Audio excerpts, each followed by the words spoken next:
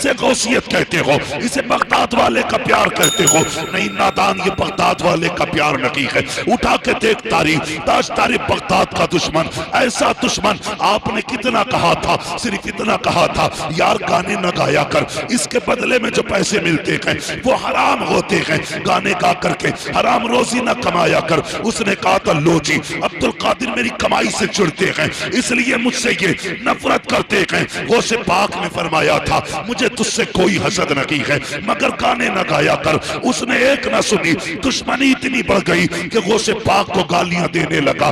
किसे गाली दे रहा है? आपकी शान का आलम यह है, अलगमा कहर है, ऐ गौसवती खा तेरा, मर के भी चैन से सोता नहीं, मारा दे। गौसे पाक से टक्कर ली, और गौसे पाक से टक्कर का मतलब समझते हो, खैरियत नहीं है, मर के भी खैरियत नहीं। आपने फरमाया यार तू गाने ना गाया कर। उसने कहा तुम्हें चिढ़ होती है, मेरी कमाई होती है। आपने उससे कहा नहीं, बात ये नहीं है।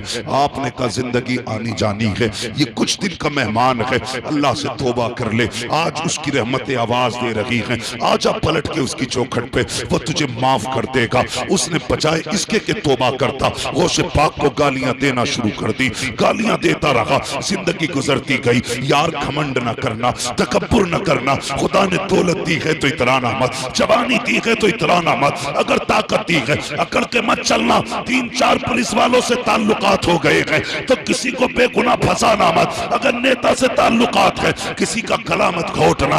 याद रखना एक दिन मौत आनी है, जब मौत झटका देगी बड़े बड़ों के ताल्लुकात टूट जाते हैं, अच्छे अच्छों के मामलात खत्म हो जाते हैं। जिस ताल्लुक पे इतराते हो कोई तरह साथ देने नहीं आएगा। जिस दौलत पे घमंड करते हो आंख लगने की देर है, ये दौलत तेरी नहीं रहेगी, ये तेरे वारिसों की हो जाएगी। इसलिए इतराना मत। मैं इसलिए कहता हूँ घमंड बुरी चीज है, कभी किसी शय पे घमंड मत करना। और यार आज तकरीर कर रहे हैं, कला साथ दे रहा है, जिंदगी गुजरती जाएगी, उम्र बदलती जाएगी, एक दिन ऐसा भी आएगा यही कला जिस दिन बैठने लगेगा बात पूरी ना निकलेगी, सांसों की माला टूटने लगेगी, कोई बुलाने वाला नहीं होगा, कोई सुनने वाला नहीं होगा, कोई दावत देने वाला नहीं होगा। घमंड किस बात का है, इतराना किस चीज पर है? जब मिट्टी में मिलना है इंसान को तो इतराने के लिए है क्या तेरे पास? उसने ये सोचा मेरी आवाज का जादू है, ये चलता रहेगा, लेकिन जानता ना था नादान उम्र ढली,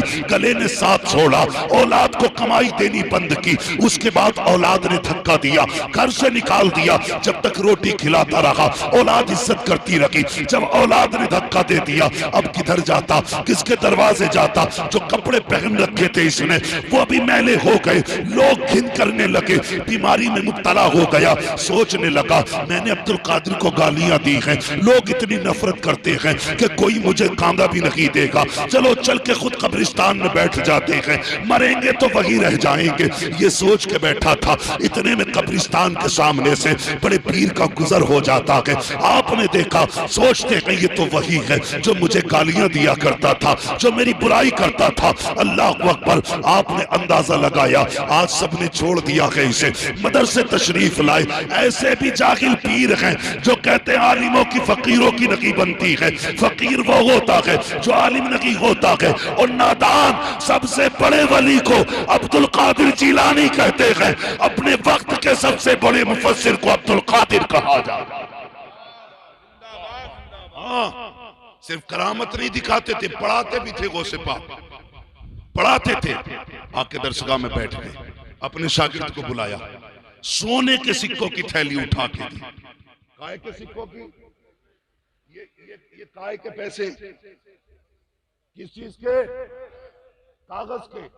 और सिक्के काय के? और आज के सिक्के? आज के भी सोने के। आज के सिक्के पीतल, तांबा, कांसी, इन चीजों के फिर भी फट गया। 50,000 जेब में आ गए तो फिर यूं है, हट जाओ थप्पड़ में सीधा कर दूंगा। तू नहीं बोल रही है, तेरे पैसे की गर्मी बोल रही है। गर्मी ना दिखाना, अल्लाह एक थोड़ा निकालेगा जिसमें जमीन भी बिक जाएगी, सोना भी बिक जाएगा। अकड़ मत दिखाना अल्लाह के सामने। अल खल्क़ु अयालुल्लाह, ये पूरी मखलूक अल्लाह का खानदान है। तुझे पैसे पे घमंड है तो गरीब को अपनी रब की रहमतों पे घमंड। इतराना मत, सताना मत किसी गरीब को। ये मत सोचना कि तेरे पास पैसे की पावर है, तू जो चाहेगा कर लेगा, तुझसे कुछ भी नहीं हो सकता, कुछ भी नहीं होगा। अगर समझना है ना तुझे क्या है, तू किसी मैयत को जब नहलाया जा रहा हो तो खड़े होकर देखना, तुझे तेरी औकात पता चल जाएगी। जब कपड़ा पकड़ने वाला दूसरा होता है, पानी डालने वाला दूसरा होता है, बदन मलने वाला दूसरा होता है, तब इंसान को औकात पता चलती है। जो कहता था ना मेरे आगे कोई खड़ा नहीं हो सकता, आज 4 कांधों का मोहताज है। तुम नहीं जानते हो, इससे पहले के कब्रिस्तान से आवाजें आए, बुलावा आ जाए, तेरी मस्जिद से ऐलान कर दिया जाए फला शख्स दुनिया में नहीं रहा है, आ आज तौबा कर ले गुनाहों से, अपने रब की बारगाह में पलट के आ जा। याद रख, जब बंदा गुनाह करता है और अपनी मर्जी से थाने जाता है तो सजा कम कर दी जाती है, अगर पकड़ के लाया जाता है तो सजा सख्त कर दी जाती है। आज जिंदा है तूने गुनाह किए हैं, रब कहता है अपने पैरों पे चल के मस्जिद में आ जा, सजा घटा दी जाएगी। अगर 4 कांधों पे लाया गया, एक एक बाल का हिसाब लिया जाएगा। आवाज आती है आज ले उनकी पना, आज मदद मांग उनसे, कल न मानेंगे कयामत में आकर मान गए।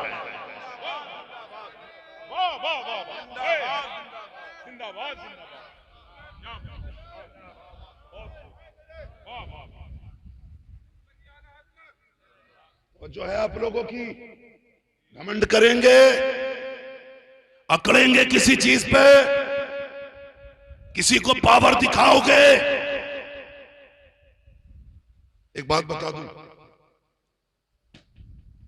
बाकी ताकतें तो अपनी जगह, अगर अल्लाह बंदे को मजबूर करना चाहे ना, 1 सेकंड में सारी कायनात को सजदे में गिरा दे। अगर वो मजबूर करना चाहे, जरा सी गैस दिमाग को चढ़ जाए ना, मरने तैयार है। बचा लो, फटा जा रहा दिमाग, गैस चढ़ जाए तो होश उड़ जाते। अगर पेशाब बंद कर दे तो है कोई रास्ता, पेशाब बंद कर दे तो बंदा मौत मांगता है। ये उसकी पावर है। तू अकड़ किस चीज पे रहा है, कभी अकड़ा ना करो। आज हालात देखो, सरकार गौसे पाक के सामने वो है जिसने गालियां दी थी गौसे पाक को। आज मजाल है अगर बाप बेटे को थप्पड़ मार दे, बेटा कहता नहीं अब्बा से सलाम नहीं करूंगा, चौराहे पे खड़ा था मेरे बाप ने थप्पड़ मार दिया था, बड़े भाई से बात नहीं करूंगा, 4 लोगों के सामने बड़े भाई ने जलील कर दिया था, और तुझे शर्म नहीं आती बाप के थप्पड़ से? तुझे लगता है तेरी इज्जत जा रही है? खुदा की कसम, जो बाप के थप्पड़ बर्दाश्त करते हैं अल्लाह उन्हें इज्जतों की महराज अता फरमा दिया करता है। हालात देखो अपने, शादी होती है तो सबकी दावत करिएगा, प्रधान की, मुखिया की, जमादार की, ठेकेदार की, अल्लन की, लल्लन की, बब्बन की, गुड्डन की, मुच्छन की, सारे आ गए। सबकी दावत, लेकिन सगे भाई की दावत करने नहीं जाते। कहता बनती नहीं उससे मेरी। भूल गया, दिल पे हाथ रख के बता, जब तू भी छोटा था और तेरा ये भाई भी छोटा था ना, जिसे आज तू दस्तरखान पे बुलाना नहीं चाहता, अगर कल इसके कोई तमाचा मार देता था तो तेरा खून उबाल मारता था। जब तेरी उम्र 10 साल थी तो अपने 8 साल के भाई के लिए बड़े बड़े से लड़ जाता था, तू अपने वजूद से ज्यादा से लड़ता था। कहता था हिम्मत कैसे हुई मेरे भाई पे हाथ उठाने की? कल तेरे और इसके बीच ये रिश्ते थे, आज किसकी नजर लग गई कि जब तुम जवान हो गए तो घरों में दीवारें खिंच गई, भाई भाई का दुश्मन बन बैठा। भूल गया ये तेरे बगैर खाता नहीं था। अगर तुझे 5 रुपए मिलते थे तो अपने भाई के लिए तू शामिल चीज लेके आता था। आज अपने भाई का गला काटने तैयार है 1 बीसा जमीन के लिए। ये इंसानियत है? जरा सोच के मुझे बता, किसके खिलाफ मुकदमा कर रहा है तू? आज कोर्ट कचहरी जाके देखो, खुदा की कसम, जितना भाई भाई के खिलाफ मुकदमे कर लगा के कोई किसी के खिलाफ मुकदमे नहीं कर। ये कड़वी सच्चाई है। एक भाई इस वकील के बिस्तर पे बैठा, कह रहा ये जो बैठा ना, ये कहने को तो मेरा भैया लेकिन सांप से ज्यादा जहरीला है। अपने वकील से कह रहा ऐसी दफा लगाइयो जो 10 साल तक ये बाहर ना निकले। तो कम वो वाला भी ना है, इनने 10 कही है तो वो कह रहा 15 साल की लगनी चाहिए। इसे पता चले मुझसे टकराने का मतलब क्या है। और नादान, तुझे क्या पता है, पीसे पीसे की जमीन की खातिर तुम अपने के खिलाफ मुकदमे कर रहे हो, गिरबान पकड़ के कचहरियों में लेके आ रहे हो। किसे लाया है जेल में? ये तेरा अपना है, ये तेरा अपना खून है, ये तेरा भाई है, ये वो है जो तेरे साथ माँ के दुपट्टे के साए तले लेटा करता था, ये वो है जो तेरे साथ उंगली पकड़ के बाप के साथ टहला करता था। किस पे मुकदमे कराने आए हो? शायद तुम्हें याद लगी है, जिन बच्चों के बाप जेल चले जाते हैं वो बच्चे जीते जी बाप के यतीमों की जिंदगी गुजारा करते हैं। अगर तूने पैसे के बल पे, ताकत के बल पे, अपने ताल्लुकात के बल पे गरीब भाई को जेल के अंदर पहुंचा भी दिया तो याद रखना, तुझे क्या लगता है तेरी वाह हो जाएगी, लेकिन इसके बच्चे अगर यतीमों की जिंदगी गुजारेंगे तू ये मत समझना किसी को खबर नहीं हुई है। खुदा की कसम, जब कोई बेवफा, जब कोई मजलूम रोता है या बच्चा रोता है तो किसी को खबर हो ना हो, मुस्तफा को खबर हो जाया करती है। आवाज आती है, खंजर चले किसी पे, तड़पते हैं हम अमीर, सारे जहां का दर्द हमारे जिगर में। इसलिए भाई भाई के खिलाफ मुकदमा मत करना, माफ करो। अगर गौसे पाक वाले हो, अगर 11वीं वाले हो तो माफ करो। अगर माफ नहीं कर सकते तो तुम्हें 11वीं वाला कहलाने का हक नहीं। मैं साफ कहता हूं, चोरी करो और बगदाद वाले के नौकर, जमीनें काटो बगदाद वाले के नौकर, खड़ी खेतियों में आग लगा दो बगदाद वाले के नौकर। शर्म आनी चाहिए। बगदाद वाला वो नहीं है जो चोरियां करता है, बगदाद वाला वो है जो अपने घर से उठा करके भूखों के पेट भरा दिया। ये है 11वीं का मतलब। 11वीं इसे कहते हैं कि अपने बाप को माफ करो, अपने भाई को माफ करो, अपने खानदान को माफ करो। सगी बहन से बंदा नाराज होकर बैठ जाता है। मैं बस कुछ मिनट बाकी है आपके पास भी थोड़ा, मेरी बात समझ में आ रही है ना आपके? ऐसा तो नहीं साउंड की गड़गड़ाहट में बात समझ में नहीं आ रही, मैं बिला वजह पसीने में हूं। जरा सी बात पे अपनों से रूठ के बैठ जाते। अभी कुछ दिन पहले एक औरत का फोन आया, कहने लगी हजरत एक बात बताइए। मैंने कहा क्या मैं भाई के बगैर अपने बेटे की बारात ले जा सकती हूँ? मैंने कहा पूछने की जरूरत क्या आई? कहने लगी मैं अपने भाई को दावत देने गई थी, उसने आने से इनकार कर दिया। मेरा बाप भी नहीं है, माँ भी नहीं है, बड़े भाई को बुलाने गई थी, ये सोच रही थी वो आ जाता ना तो बाप की कमी पूरी हो जाती। ये बहनें होती हैं, बाप की कमी पूरी हो जाती, लेकिन उसने मुझे धक्के देके निकाल दिया और उसने कहा जा आज से तेरा मेरा कोई रिश्ता नहीं। यार हमें क्या हो गया? मैंने कहा वजह क्या थी? कहा वजह सिर्फ इतनी थी कि जिस दिन बेटे के रिश्ते वाले आए थे मैंने अपने भाई को दावत दे के बुलाया नहीं था। इतनी सी बात पे भाई नाराज हो गया। तुम्हारे आगे हाथ जोड़े, ये देखो मेरे खुदा के वास्ते कभी बहनों के दिल ना तोड़ना, रिश्तों को मत तोड़ना अपने।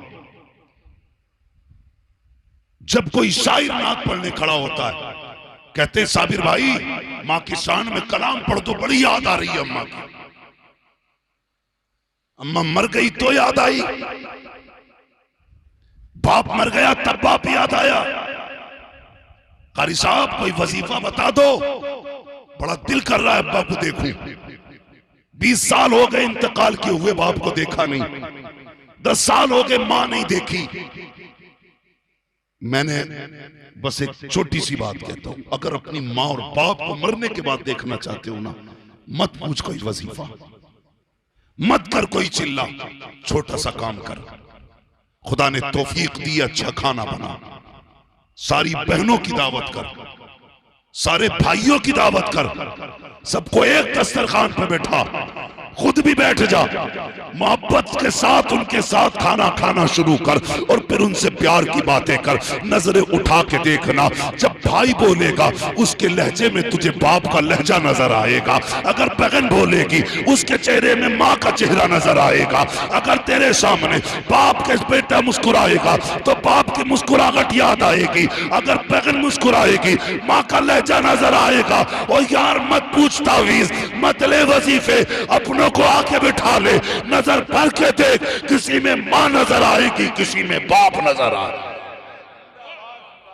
नारे तकबीर, नारे रिसालत, फैज़ाने गौसे आज़म, नारे तकबीर, नारे रिसालत। वाह वाह, क्या बात। हाँ, मैं बरेलवी हूं,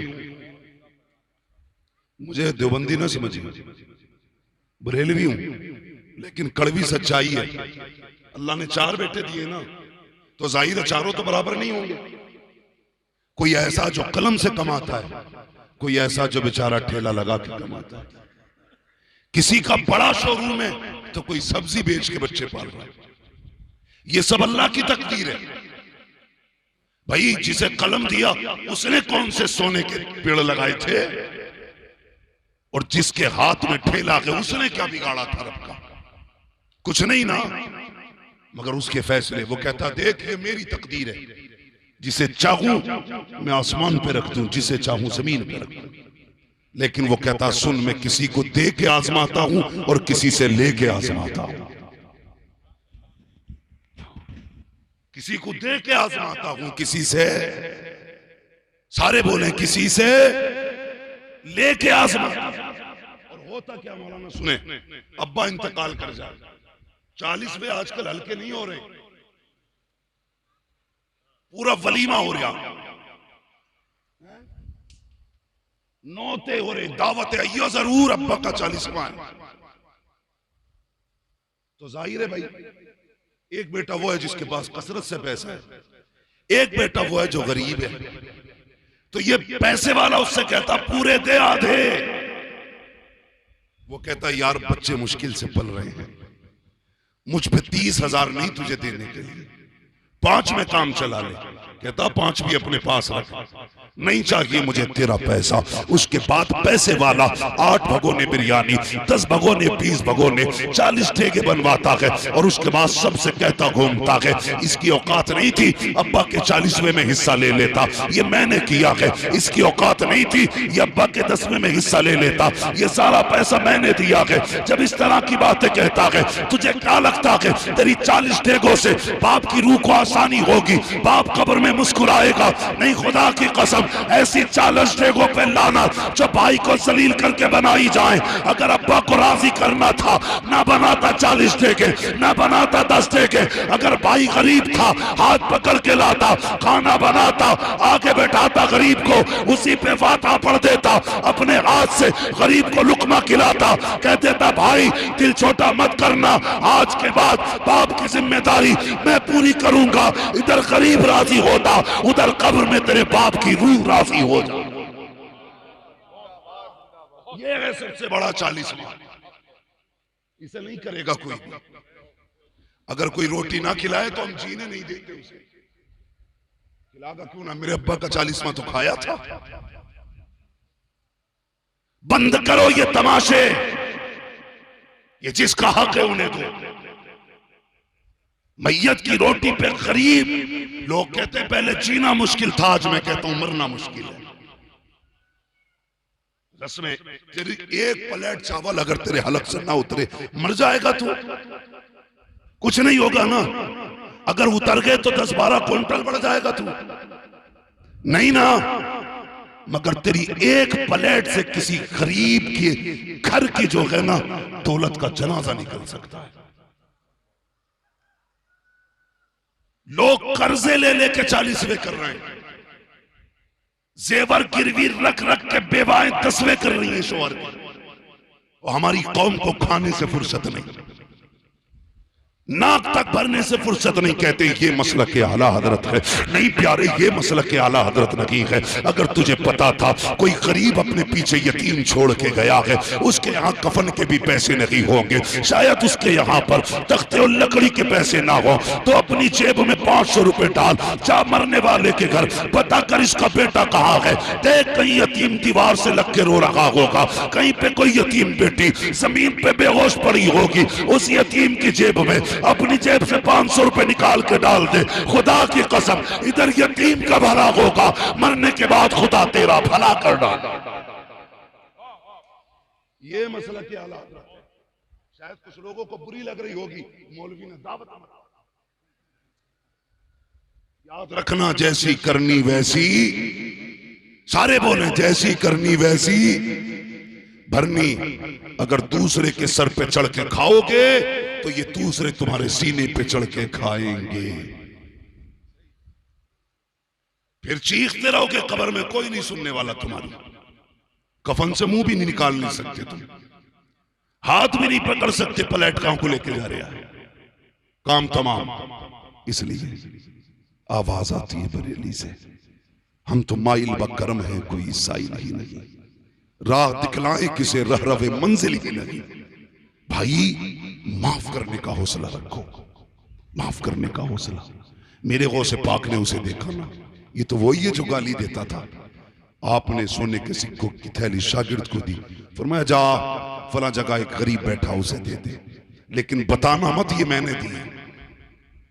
क्या कहा जोर से, टेंशन हो गई ना, अगली बात बहुत कड़वी कहने वाला। हम तो किसी गरीब को ना एक 5 रुपए की अगर बत्ती का पैकेट भी देते तो वीडियो बनाते।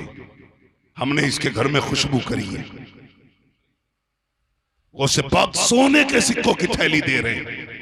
कहते बताना मत किसने दी। शागिर्द लेके आया, कहने लगा हुजूर वो देने, उसके गोद में रखी ना, उसने पूछा किसने दी है, कहा देने का हुक्म है, बताने की इजाजत नहीं। ये कह के शागिर्द आ गया, मगर वो थोड़ी देर बाद उठ के ना दरवाजे पे आ गया मदरसे के, और गौसे पाक को देख के रोने लग गया। मेरे बड़े पीर दरसगाह से उठे, आए दरवाजे पे, क्या बात है? उसने कहा जानता हूं तेरे सिवा कोई इतना करीम नहीं है, मुझसे पूरा शहर नफरत करता है, लेकिन मैं जानता हूं ये मेहरबानी तेरे सिवा किसी ने नहीं की होगी, तुमने दी है ना ये थैली। वो से पाक ने फरमाया कोई कमी रह गई? बरेली से आवाज आती, आता है फकीरों पे उन्हें प्यार कुछ ऐसा, खुद भीख दे और खुद कहे मंगते का भला, और कुछ चाहिए? चीख निकल गई, कहने लगा पहचान ना सका, मैंने जिंदगी भर आपको गालियां दी, जब जमाने ने साथ छोड़ा तो तूने हाथ थाम लिया। बस इतना बता दे मेरे पीर, इतना बता दे जो तू कहता रहा मुझसे जिंदगी भर, जो तूने कहा था तौबा कर ले, बता आज मैं तौबा करूंगा तो मेरा रब बख्श देगा मुझे। अल्लाहू अकबर। मेरे गौसे पाक फरमाते चल गुस्ल कर, तौबा करना तेरा काम है, वली बना देना ये अब्दुल कादिर जिलानी का काम है। क्यों ना हम बड़े पीर को अपनी जान से ज्यादा चाहे। खुदा की कसम ये जो टुकड़े खा रहे हैं ये बगदाद वाले का सदका है, बगदाद वाले का, और जानते हो कितना प्यार करते हैं। आखिरी बात, वक्त भी पूरा हुआ, 2 मिनट है। एक दिन सरकार गौसे पाक नदी के किनारे से जा रहे थे, आपने देखा एक गरीब बंदा खड़ा है, कश्ती वाले से कह रहा था मुझे दरिया पार करा दे। उसने कहा किराया है कि नहीं? कहा मेरे पास कुछ नहीं है। कश्ती वाले ने धक्का दिया, किनारे कर दिया, कहा इसमें पैसे के बगैर नहीं बैठा जा सकता। सरकार गौसे पाक ने देखा, खादिम से कहा तोड़ के जा, सोने के सिक्कों की थैली ला। गया तोड़ करके, आपने कश्ती वाले को दी, कहा ये संभाल। उसने कहा ये किस लिए? तो गौसे पाक का जवाब सुनो, आपने कहा था आज के बाद अगर कोई मुस्तफा का गरीब उम्मती बिना पैसों के यहाँ आ जाए, खाली मत लौटाना, उसे अब्दुल कादिर के पैसों से दरिया पार करा दिया गया।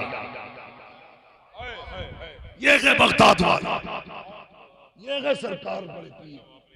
अल्लाह अकबर। अगर उनकी बात की जाए तो सांसें कम पड़ सकती हैं, बातें खत्म, बातें खत्म। नहीं हो सकती हैं। ये सरकार गौसे पाक हैं।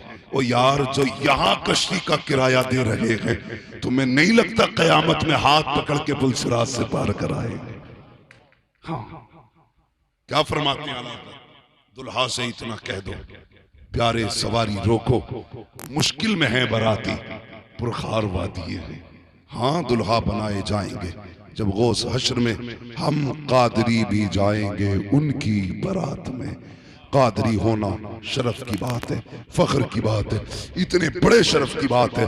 सरकार गौसे पाक फरमाते हैं, जो सच्चा कादरी होगा वो जहन्नमी नहीं होगा। कौन सच्चा कादरी? सच्चा कादरी वो नहीं है जो बकरीद से 5 महीने पहले बकरे खरीदे और रात को दुनिया सो जाए करे तो पड़ोस के खेत में छोड़ दिया करे, सुबह को रस्सी से बांधे और बकरा ईद पे जाके 22,000 के बेच के कहे ये तो मेरे बकरे की कीमत है। बकरे की नहीं, दूसरे की खेती की कीमत है। कोशिश करना तेरे वजूद से किसी को नुकसान ना पहुंचे, वरना खैरियत नहीं है। सफों में इत्तेफाक पैदा करो, इत्तेहाद पैदा करो, मोहब्बतें पैदा करो, नाराजगियां हैं एक दूसरे को माफ करके मना लो, हुजूर के गुलाम बन जाओ। जात पात भेद भाव सारे खत्म करो। याद रखो, किसी अंसारी को किसी फकीर पे फजीलत नहीं, किसी शेख को किसी अंसारी पे फजीलत नहीं, किसी अंसारी को किसी पठान पे फजीलत नहीं। जानते हो सबसे अफजल वो होता है जो सबसे मुत्तकी होता है। जात के झगड़ों में ना पड़ना। याद रखना, हुजूर की उम्मत का हाल ये है, एक ही सफ में खड़े हो गए, महमूद और अयाज, ना कोई बंदा रहा ना कोई बंदा रहा।